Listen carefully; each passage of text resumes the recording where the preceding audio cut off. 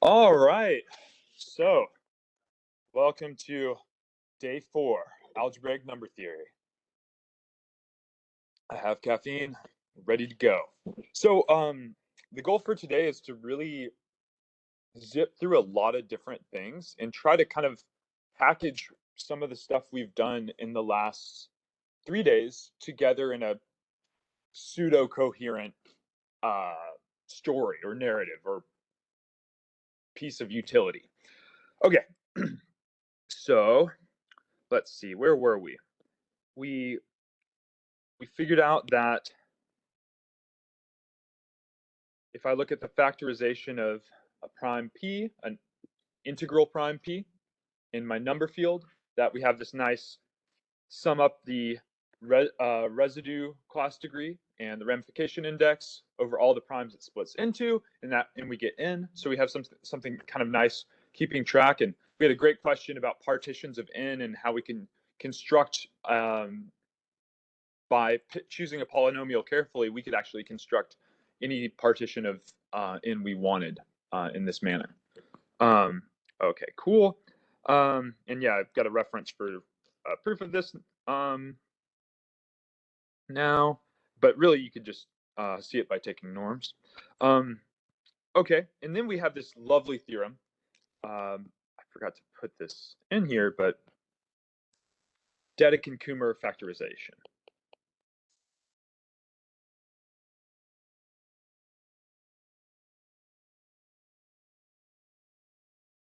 And the punchline of this is the factorization of the ideal P in OK mirrors the factorization of f of x mod P. All right. Cool. And so I got some exercises right here that y'all are welcome to check out. Let's just do, well, let me actually see what I want to do. Go away. I want to factor 5 and 3. So I want to figure out how 5 and 3 factor in z adjoin the cube root of 2, right? And so Dedekind factorization tells us that it's perfectly fine to go ahead and try. Since this field is monogenic, since it's generated by one element, the cube root of 2, no p divides the index of z adjoin the third root of 2 in OK. A little sloppy there, but I don't have to worry about any p's dividing this index. That's the real key hypothesis here in Dedekind factorization. Okay, so I'll just go ahead and see how 5 factors. So x cubed minus 2 mod 5. I want to see how this factors in f5 adjoined x, and it's a nice cubic, so I can just check and see if I have any linear roots. And if I don't, then this is irreducible. If I do, then I can do some polynomial long division. So 0 cubed doesn't work. 1 cubed doesn't work. 2 cubed is 8. Minus 2, 6. That's not 0. So 2 doesn't work. 3 cubed is 27. Minus 2 is 25. All right, so 3 cubed minus 2 is congruent to 0. Okay, so I do some polynomial long division. And I guess I like polynomial long division too much because I always end up doing it. But it's one thing I can do, so I get excited when I find something I can do. So we know 3 is a root, and I want to see how many times 3 goes in here. X cubed minus 3x squared minus, I get 3x squared minus 2, so I need to go at plus 3x, 3x squared minus 9x. Am I doing it right?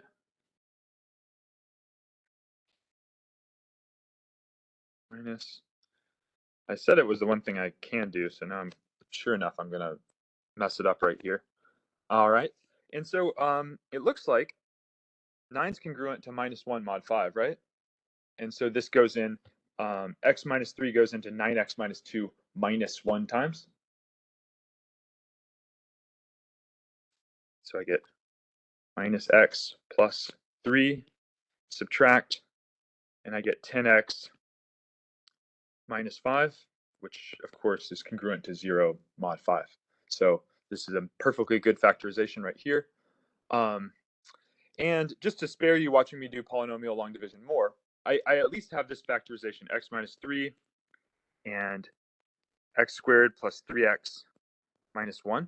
And I'm going to claim that this quadratic right here is actually going to be irreducible, that we can't factor it further.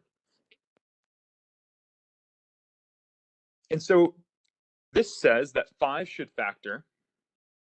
So 5 OK should factor as an ideal into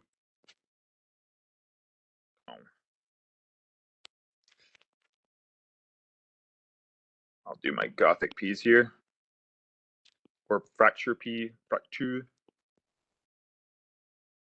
It's wants to erase.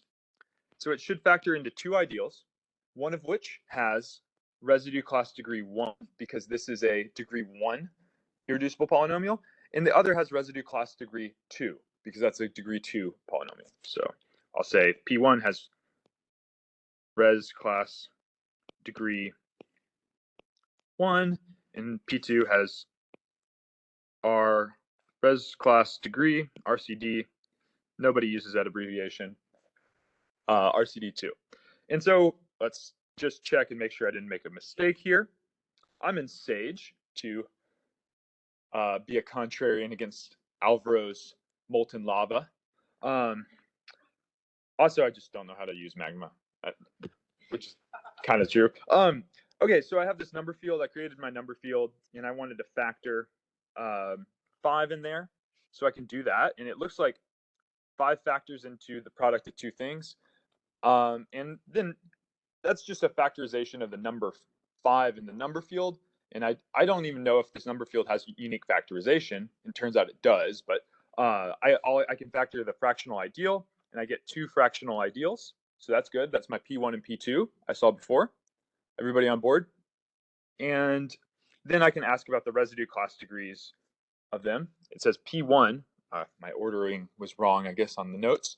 P1 has residue class degree 2. Okay, cool.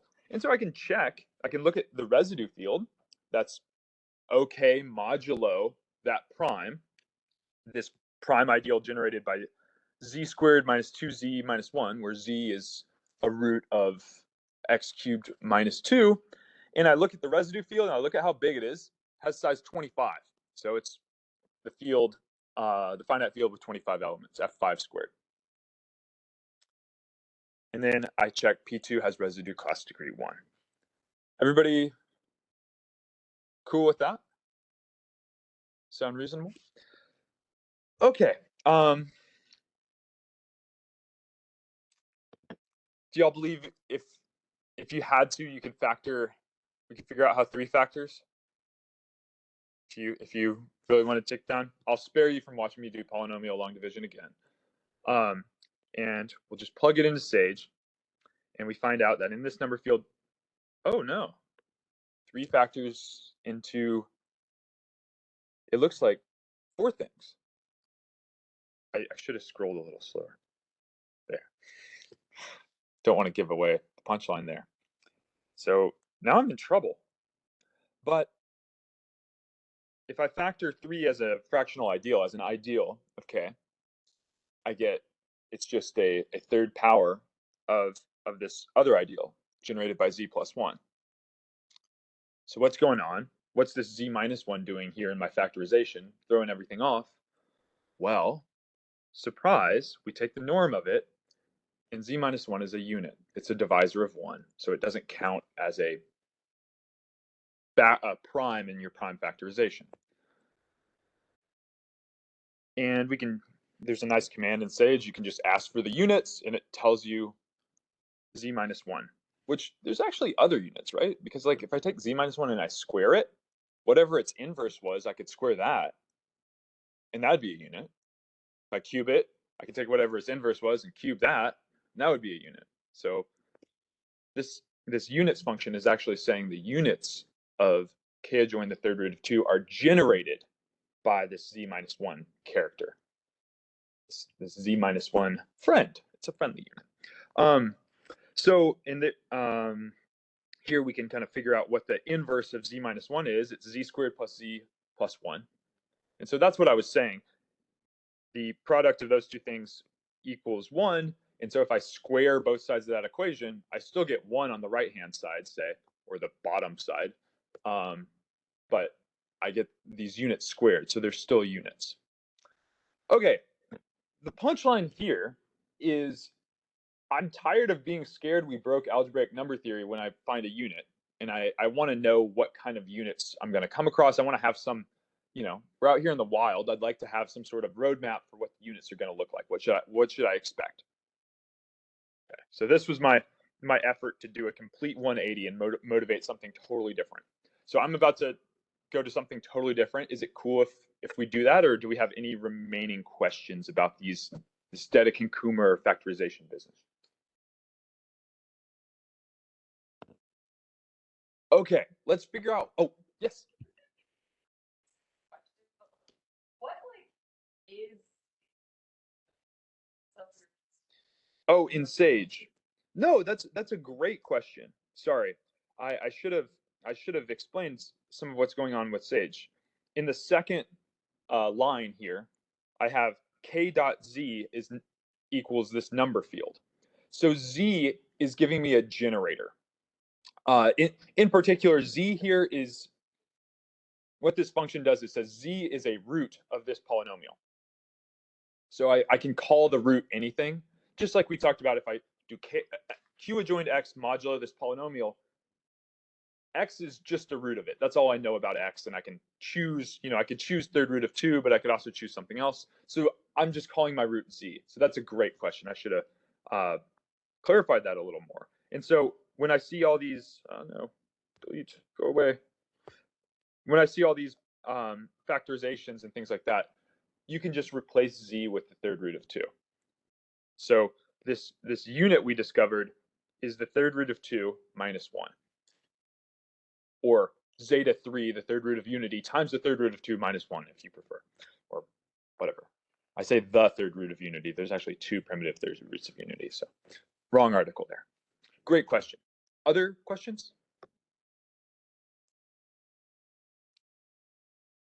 Awesome.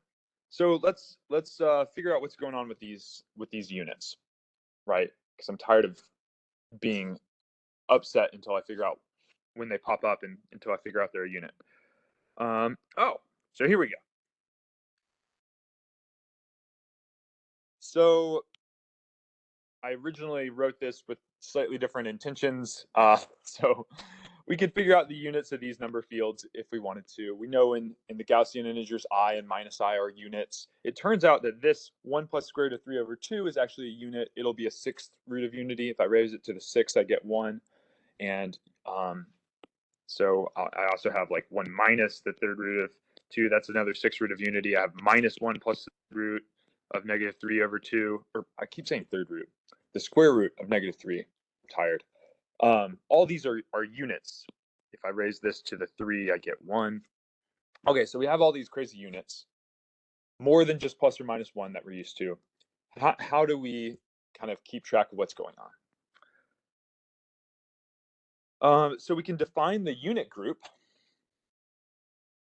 First off, we want to define some sort of algebraic object that contains all these units we're interested in. Why is it a group? Under what operation is it a group? This is actually a question for the class. I'll make y'all answer this. That's a great idea, and it's right in just a more complicated way than I want to get into. So you're not wrong. Have y'all seen The Big Lebowski? Oh, okay. I can't make this reference. You're not wrong. It's just a little more complicated than I want to get into. So yeah. So the norm is multiplicative. So did you say that, or someone who said that? Oh, Okay, I'm looking at you and you're like, I didn't do it. Don't blame me. So yeah, multiplication. And of course the norm is multiplicative, so we could kind of think of that in the same way. So if I have a unit, if I have some u, and u's definitely got an inverse because it's a unit, a multiplicative inverse. So, you know, it has some v such that uv equals 1. And yeah, so it's a group under multiplication. So I got this unit group here. Definitely not a group under addition, right? 1 plus 1 is 2, and that's not a unit in Z. Awesome. And yeah, I could go through and check the group axioms and all that stuff, but I'll spare you all the details. Okay, and so here's just another example right here. So what we notice here is that neither of these things right here are roots of unity. And so I can just keep taking powers of them, and I keep getting units, right? So I can take u squared times v squared, that's still 1. I can take u to the 47th times v to the 47th, that is still 1.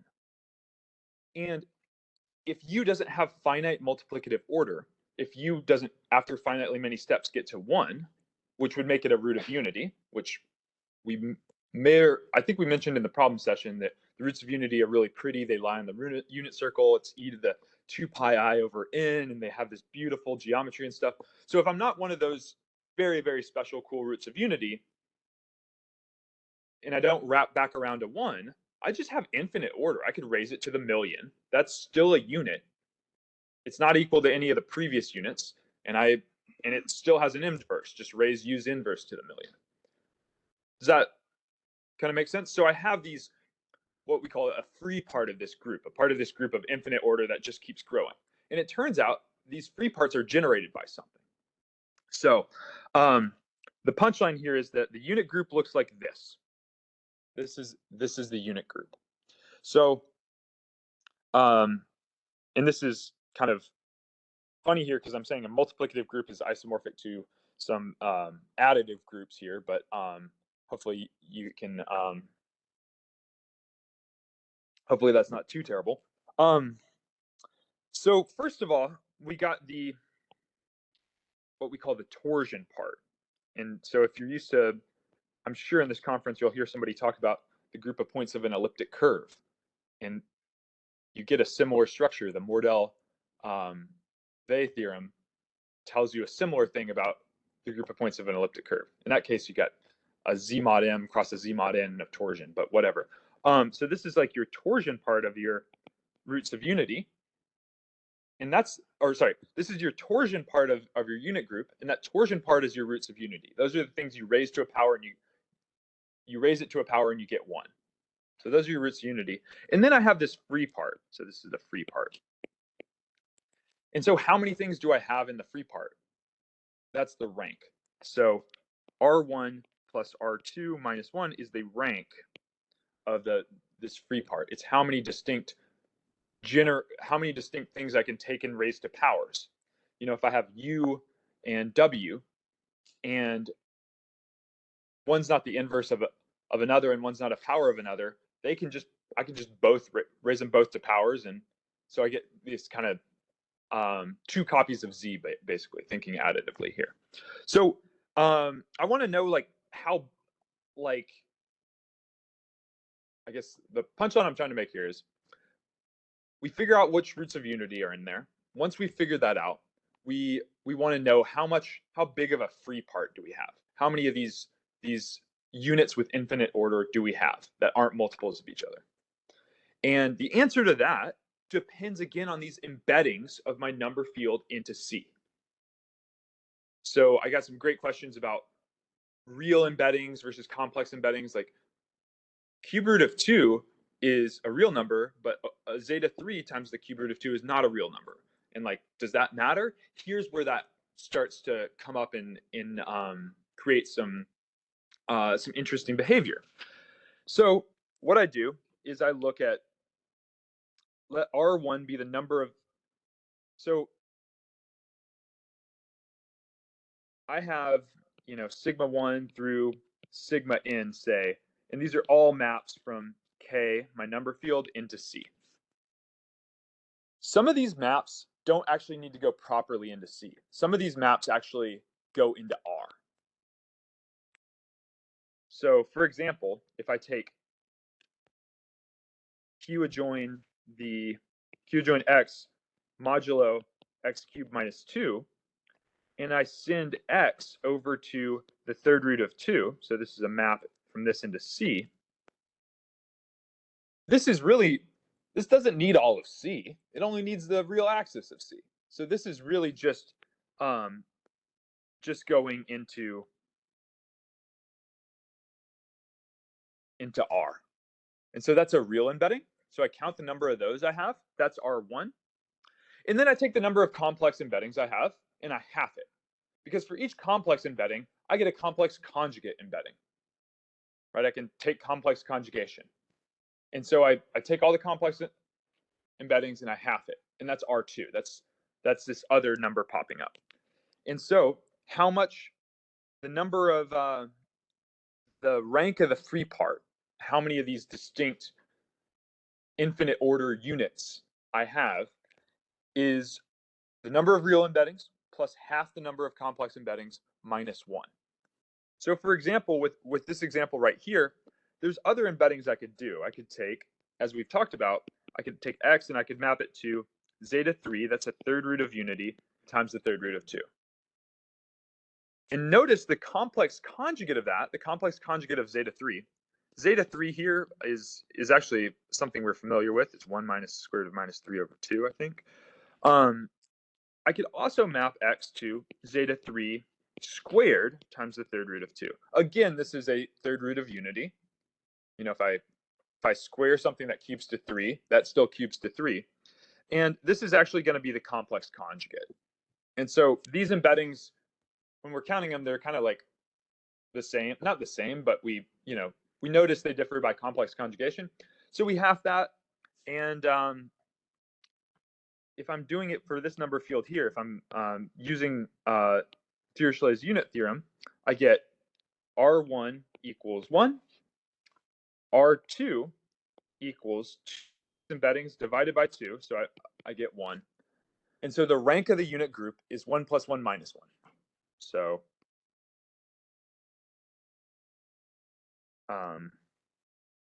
units have rank 1 plus 1 minus 1.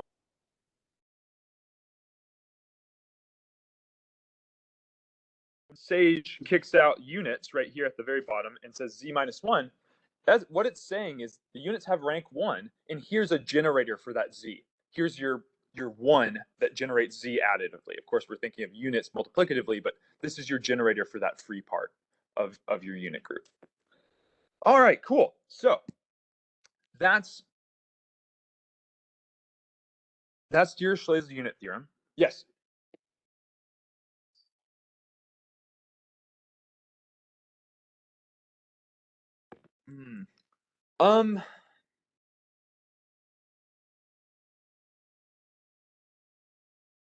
I think the minus 1 is coming from, like, you do this, it's called like I think the Minkowski embedding or whatever. So you take your number field and you put it in this like bunch of copies of C and R, and then you look at that like vector space.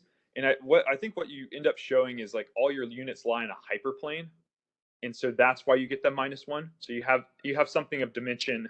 It'll end up being dimension R1 plus R2, and then you show your units live in a hyperplane of that, so your dimension drops by 1. It's in the theorem, so that's an excellent point.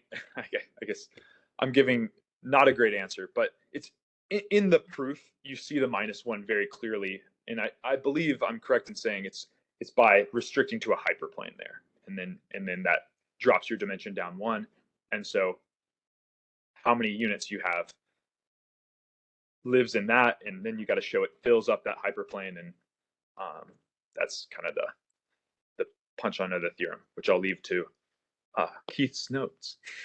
Yes. Can you repeat again what number field did we just calculate? Q adjoin the Q. Right. So, but like that's a real field. We're dealing with complex embeddings. Right. That's an. Sorry to interrupt. I think I understand your question. So you're exactly right. We have been thinking about this field as Q adjoin this, but abstractly it's just Q adjoin X modulo this polynomial. And so where can I send a root of this polynomial in C? I could send it to the third root of 2. I guess we'd say the field is real. It has a real embedding. So certainly the field has a real embedding. And this is something that'll pop up in algebraic number theory. Fields that are totally real, where all their embeddings are real. Fields that are totally complex, where all their embeddings are properly in C. Those things pop up. But so we have one way of putting it into R, and then we have two ways of putting it into C, as we talked about with these two right here. And so even though, just in terms of us thinking about it, I'm definitely more comfortable with third root of 2 than I am with this like kind of abstract quotient here. This is really the number field, and this is a representation of the number field living in this case, R. And so we just counted the different ways we could put it into R, counted the different ways we could put it into C, but not to R, half that, and that was the computation. Did that answer your question? Yes. Follow-up question. Does that mean also calculate times a curve? Right. We got. I guess I would say we got the same number field 3 times maybe. Because we often commit this abuse. Well, I guess you can talk about things in 2 ways. You can choose your root of your polynomial, and you can call that a number field, or you can think abstractly and not choose the root. And it's essentially, at least in my mind, there's not too much of a difference between doing that, other than when you choose a root, you can use the geometry of R or C sometimes. But that's already there with your abstract number field, just Q adjoin X modulo this polynomial. It's just you make the choice to look at it this way. So I wouldn't think of these, I don't really think of these as 3 distinct number fields in some ways, even though they are, if someone hands you this thing with the embedding chosen, it is different than this thing with the embedding chosen. But I don't really think of them as different. Yeah. Yeah. For this case that we're dealing with, would M be just 2 then? The the third root of unity in K. So K is, so I think I did a poor job of kind of expressing this. This is K right here. And the third root of unity by itself is definitely not in there. If it was in there, then we couldn't map K into R, right? Because the third root of unity is not in R, and so it wouldn't make sense to say that. From that unit circle description of roots of unity and thinking about R as the real axis, there's only 2 roots of unity in R, plus or minus 1. We don't get any of the cool, beautiful ones from Euler's formula. Not that minus 1 and plus 1 aren't beautiful, but so this is K. And in order to talk about K, to talk about Q adjoin the third root of 2, I have to make a choice about what X is. And so that's somewhat artificial, because really all X is just a root of this polynomial. There are 3 roots of this polynomial. One of them lives in R, 2 of them live in C. And so it's, for this purpose, it's much better to think about the number field as just this abstract thing before we've made a choice about which root in the complex numbers X is. And then once we make a choice, then we can, you can think of it as the third root of 2. I guess the other point I'll make is that even when I embed it into C, the third root of 2 isn't in there. Or sorry, the third root of unity isn't in there. It doesn't have the third root of unity in there. It has the third root of unity times the cube root of 2, but I can't separate them out. Now my number field, yeah, I can't break those apart. Like when we're dealing with like a positive quadratic extension, we always have this like a free dealing person. Yeah, awesome. Yeah, when you're dealing with a positive quadratic extension, let me I'll put it kind of down here. If I got q adjoin the square root of d and d is greater than 0, then we have, what are our embeddings? We have, I can take, okay, already I've made a choice. So let me stop making these choices. Let me take the time to really do it out correctly.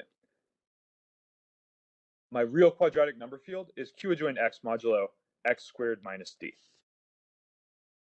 That's what it is. I haven't chosen which root x is. I just know it's a root. Now I have two choices I can make. I can embed this into R by choosing x equals square root of d, or I can just going into R, or I can embed this into R by choosing x goes to minus the square root of d. So this tells me that R1 equals 2.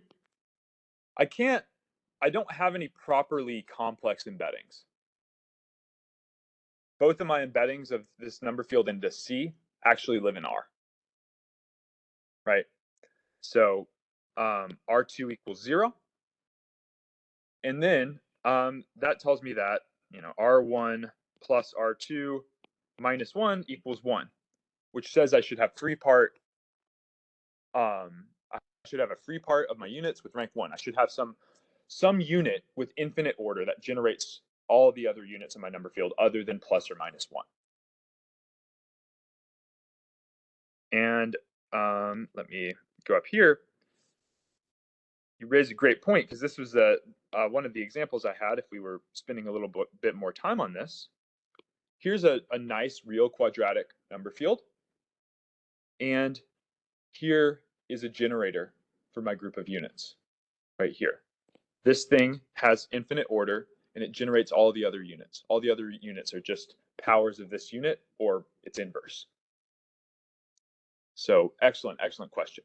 And this will always be the case for real quadratics from this beautiful theorem. If I have a real quadratic, I can ask about the fundamental unit, and that's going to be, well, I guess there's up to like maybe plus or minus 1 and the unit or its inverse. Okay, maybe not the. Pretty close, as you can get to the fundamental unit for that number field. There's a very small list of things that generate all the other units there. I got plus or minus 1 and u inverse, and then once I take powers of those, that's it. So yeah, great question. Other questions about this unit theorem? I was going to spend a whole day on this theorem, but that's not how the cookie crumbles, and we're just going to say it's a thing. And hopefully you'll get a chance to see the proof of it at some point in a course you take, or in a reading course or whatever. All right, should we keep going in this breakneck speed wrap up of all of algebraic number theory? Okay, so we got our units. We figured that out. That was pretty quick. Took us about 20 minutes. Took Dirichlet a little bit longer, so we're doing pretty well. All right, so we got that. Here I have like a bit about the ideal class group, and okay, I'll say I'll finish on just a super brief, like 2-minute overview of the ideal class group and like why anybody would care. Luckily, it's mostly written out in the notes, so you'll have a chance if you want to look at it to be able to fill in those details yourself.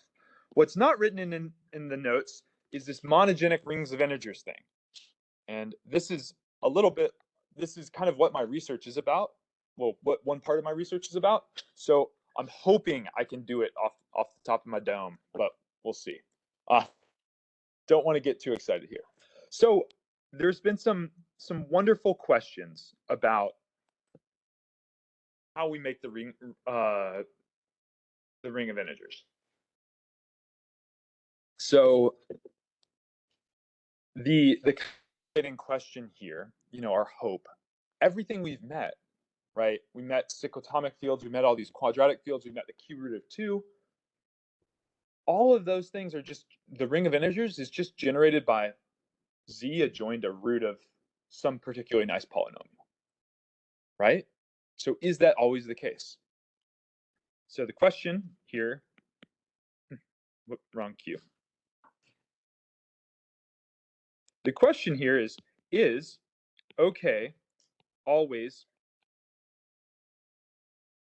z adjoined alpha for some alpha in OK, or in K, but it needs to be an algebraic integer too, so it's in OK. All right, so that's our question. And I'll cut to the chase. Big, bold, scary red. No. It's quite sad. So it's not always the case.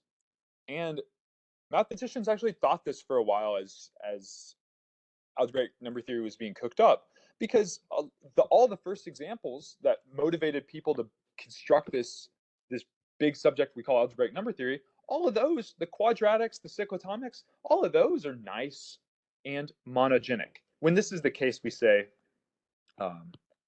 when this is the case, we say z adjoined alpha, or OK. Actually, we say K. We do that normal thing where we, instead of talking about OK, we talk about the number field K, even though we're saying something about OK. We say K is monogenic, which makes it mono, one, genic, generated by one thing. So Dedekind was actually the first one to disappoint everybody and show us all that this doesn't always happen. So this is, I wanted to present Dedekind's cubic.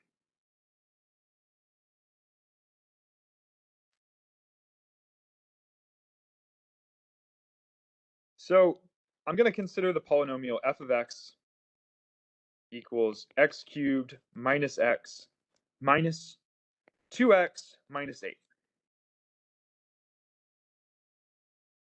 Turns out this is a nice polynomial here. Yes.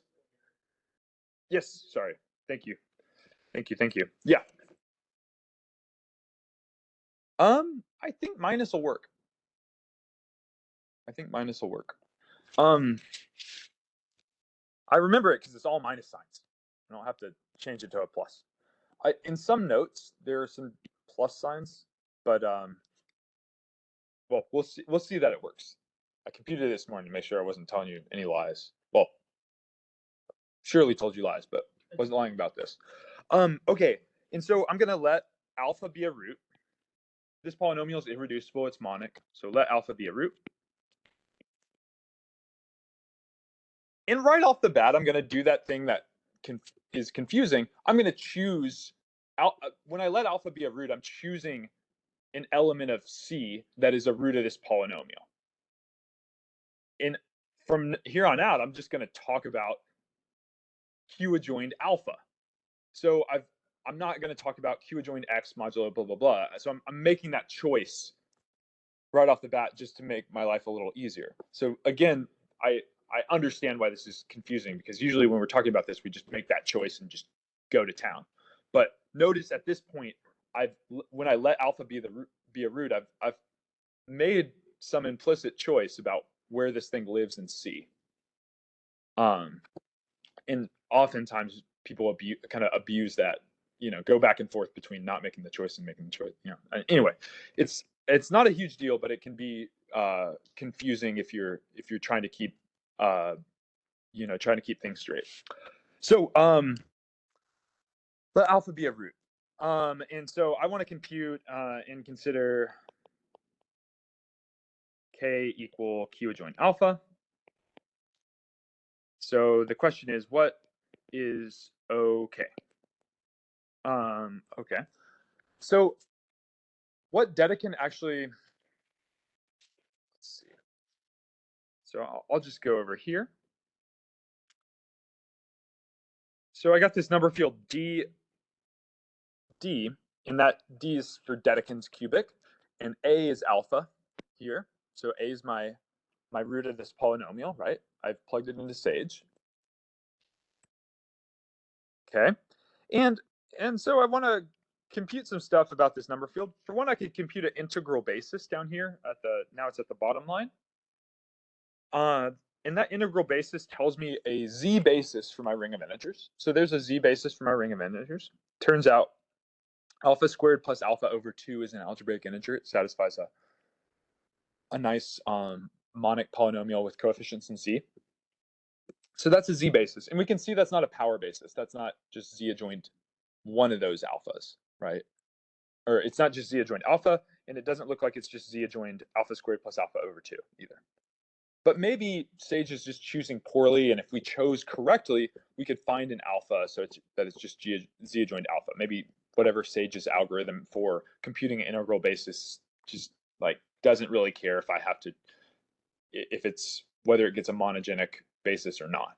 And it's actually true that it doesn't in sometimes. Anyway, so maybe this isn't the best choice for a basis, and we could just have a nice thing generated by powers of one element. So here's what Dedekind computed. Dedekind factored 2. So again, if we just factor 2, we get 4 factors. And we're like, oh, we broke algebraic number theory. But we know here we could compute what the unit group looks like, and in fact there are more units here than there are in Z. And so in particular, that first factor, negative 3a squared plus 13a minus 13, is a unit. And in fact, it generates the free part of the unit group. So kind of in a, yeah, okay, cool. So that's awesome. So we have that unit. So 2 factors into 3 elements, and it turns out that this ring of integers has unique factorization. So in fact, 2 factors into 3 ideals. So 2 equals P1, P2, P3. And immediately there, from my like summing up the residue class degrees and the ramification index theorem, I know that each of those ideals has residue to class degree 1, right? Each has residue class degree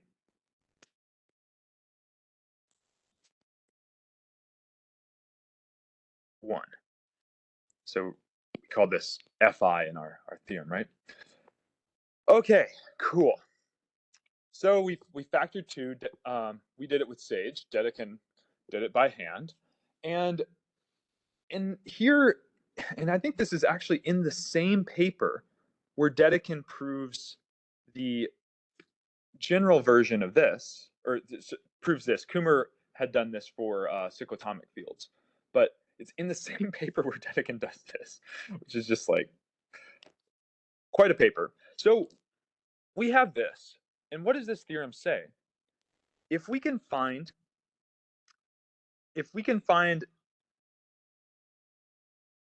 an alpha such that 2 doesn't divide this index right here, then the factorization of the minimal polynomial of alpha, right? The factorization of this polynomial corresponding to alpha. This alpha is different than the previous alpha. Maybe I should say theta and g of x, if you like. But the factorization of this minimal polynomial mod 2 will mirror the factorization of 2 in my number field. So let me go down here and just write out what I'm saying.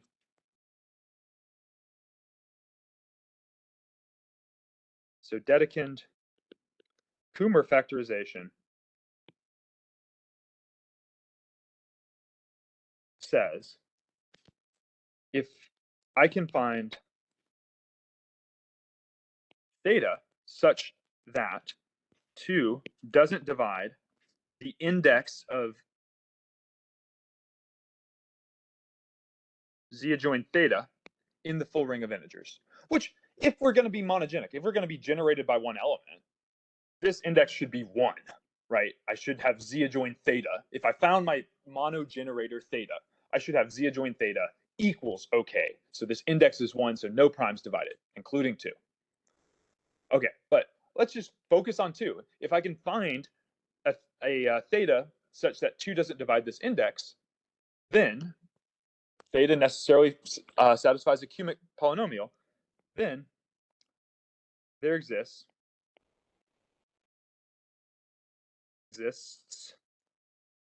g of x of degree 3 such that the factorization of g of x mod 2 mirrors the factorization of 2 in OK,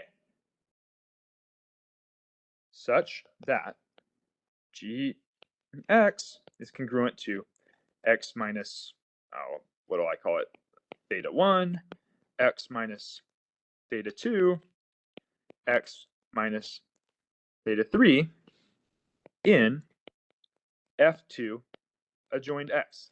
In the polynomial ring over the finite field with 2 elements. Okay. Everybody on board? Right? Dedekind-Kummer factorization is really beautiful. And if I can find something that doesn't divide this index right here, then the factorization of this polynomial mirrors the factorization of 2, which we've already computed. And 2 splits into 3 primes, each of which has residue class degree 1. So g of x will split into 3 irreducible polynomials, each of which has degree 1. So 3 linear factors over f2 adjoined x. All right. What's the problem?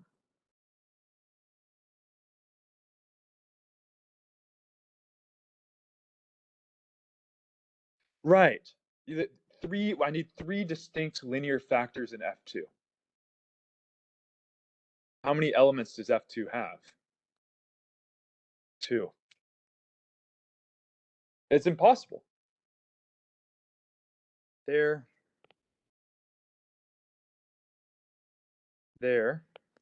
aren't 3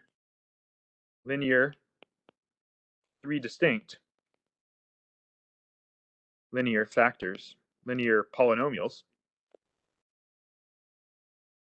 in f2 adjoined x. So this number field can't be monogenic.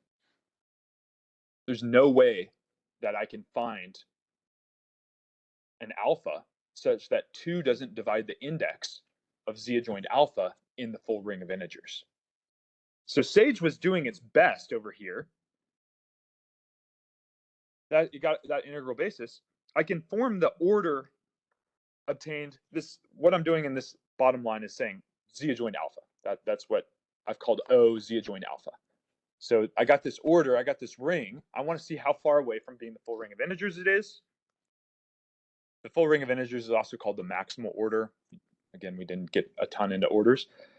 It's got index 2 in the maximal order, which says that 2 definitely divides that index, right? Because I can't find a cubic polynomial that splits into linear factors. Okay, maybe that was a bad choice, though. I'll choose that alpha squared plus alpha over 2. Throw that into Z, create that order, and I want to look at the index.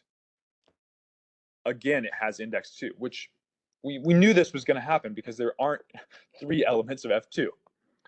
Okay, and I've gone over a little bit, but I wanted to finish up with this example here.